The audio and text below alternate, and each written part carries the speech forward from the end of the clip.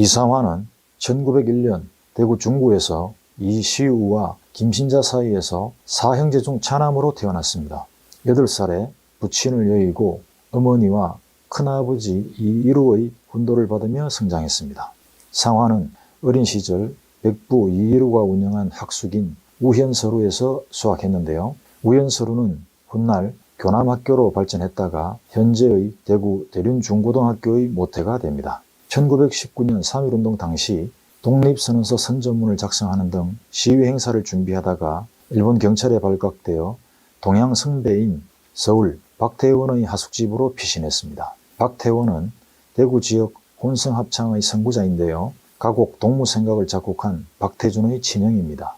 상화는 박태원으로부터 인생과 예술에 관한 영향을 많이 받았는데요. 애석하게도 박태원은 24의 젊은 나이로 요절하고 맙니다. 상화가 자신의 비통한 심정을 담은 시 이중의 사망을 발표하기도 했습니다. 상화는 1921년 현진근의 소개로 월탄 박종화를 만나 당시 낭만주의를 대표하는 백조동인에 가담하는데요. 1922년 백조 창간호에 상화 최초 작품이 되는 시 말세의 희탄을 발표함으로써 본격적인 문화활동에 접어들게 됩니다. 상화는 평소 프랑스 유학을 꿈꾸고 있었는데요. 1922년 그 준비 단계로 일본의 외국어 전문학교에 들어가게 됩니다. 그러나 1923년 발발한 관동 대지진에서 일본 정부가 자국민의 불만을 다른 곳으로 돌리기 위해 악의적으로 행한 조선인 참살 현장을 목격하고 그 충격으로 유학을 포기하고 귀국했습니다. 절망적인 분노를 안고 귀국한 상화는 시작에 몰두하다가 마침내 1926년 불세출의 작품인 빼앗긴들에도 봄은 오는가를 발표해 시단으로부터 엄청난 주목을 받게 되는데요. 당시 이 시는 일제로부터 개벽지가 강제 폐간되는 단초가 되기도 했습니다. 빼앗긴들에도 봄은 오는가는 특히 어려운 한자어를 피하여 순한글로 쓰여졌고요. 일제강점기 대표적인 민족저항시의 백미로 평가받는 작품입니다. 이 시가 특히 유명한 이유는 시 제목과 첫 연, 첫 행의 구절인 지금은 남의 땅 빼앗긴들에도 봄은 오는가 이 부분 때문이라고 하는데요. 첫 구절에서 말은 짧으면서도 의미는 깊게 되새기게 되는, 즉 많은 것을 매우 함축적으로 담고 있기 때문이라고 합니다. 이상화와 절친이었던 시인 백기만은 빼앗긴들에도 봄은 오는가에는 조국애가 있고 하천의 농부를 동정하는 눈물이 있으며 흙과 자연에 동화하는 순정이 있고 침략 일제를 타도하는 절규가 있으며 민족해방을 염원하는 단심이 있다고 했습니다. 빼앗긴들에도 봄은 오는가 이 시는 현재 교육과정 내 교과서에서 가장 많이 수록되어 있는 작품 중 하나입니다. 이상화가 문학활동을 한 기간은 말세의 희탄을 발표한 1922년부터 문장 폐간호에 서러운 회조를 쓴 1941년까지인데요. 상화는 생애를 통틀어 시 60여 편, 소설 2편, 산문 22편 외에 번역소설 5편을 남겼습니다. 그러나 상화가 본격적으로 활동했던 시기는 1922년부터 1928년까지로 볼 수 있습니다. 이상화는 생전에 단 한 권의 시집도 내지 않았는데요. 그의 시는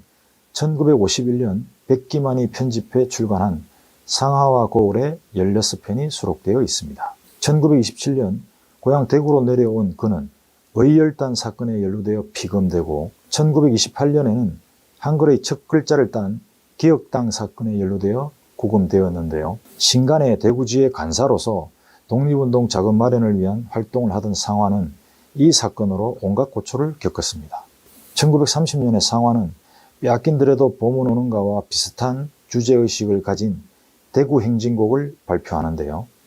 이 시는 마음껏 행진하고 싶으나 웃음도 소망도 빼앗겨 그럴 수 없는 당시의 암울함을 노래하고 있습니다.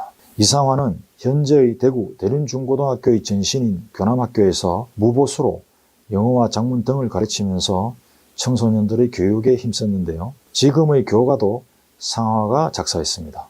그리고 나라를 빼앗긴 피압박 민족은 주먹이라도 굵어야 한다며 학생들에게 권투를 가르치고 권투부를 만들기도 했습니다.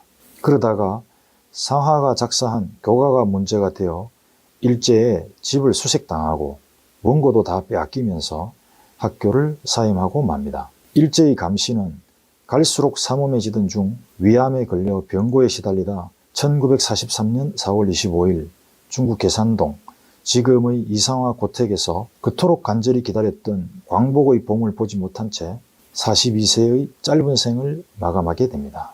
이상화는 남한과 북한 모두에서 인정받는 시인으로 유명한데요. 북한 문학사의 평가에 의하면 저항 시인인 한용운과 윤동주, 이육사 그리고 이상화를 우리 근대시 사상 가장 훌륭한 시인으로 평가하고 있습니다. 1948년 일제강점기 저항문학의 이정표를 제시했던 위대한 민족 시인을 기리기 위해 달성공원에 이상화 시비를 세웠는데요. 이 시비는 지역의 문화적 창의력과 자부심을 상징하는 대한민국 최초의 문학비가 됩니다. 상화는 일제강점기 당시 그 많은 문인들이 변절한 가운데서도 압박에 굴하지 않고 민족 정신을 지켜낸 위대한 인물입니다.